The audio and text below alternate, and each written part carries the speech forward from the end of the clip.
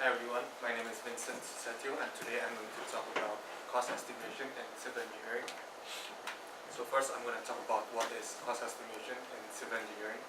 Then I'm going to talk about why we do it, and of course lastly, how we do it.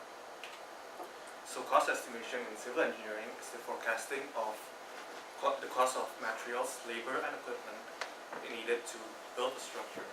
For example, if you want to build a bridge, you need to estimate the cost of concrete, steel, labor, and equipment such as cranes and rovers. And the reason why we do cost estimation is because it's one of the most integral part in the bidding process, especially in the United States, where the bidder with the lowest cost estimation usually gets the contract. And in my opinion, it's like a promise to our client that the project will cost this much. And when you break a promise, it might damage the relationship with your client and the image of your company as well. And there are project specifications given by the client, and when the cost estimation is too high, you might need to change the specifications. So for example, if you want to build a 4-lane highway and it costs too much, you might change it to a 3-lane highway. So how do we do it? When we get our specifications, we usually start with a schematic design, and when we do it in a software, we usually get this kind of quantity takeoffs.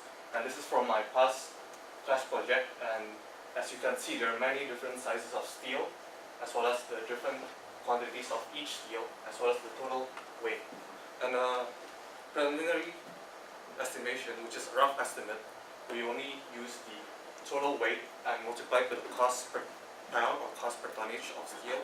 But as the project progresses, you might need to find the cost of each of those steel. So after you get all these data, you export them to a spreadsheet or software. And here are examples of the spreadsheet and software. In the software, they usually have a database, and in a spreadsheet, sometimes you need to find the cost of each item by yourself. And it's easier to use the software, but it's not very accurate because those databases are also estimates. So for example, if you want to use an equipment, it might cost more in Ohio than in Indiana. And after you get the total cost in the software or the spreadsheet, you can just put those in the proposal and hope for the best.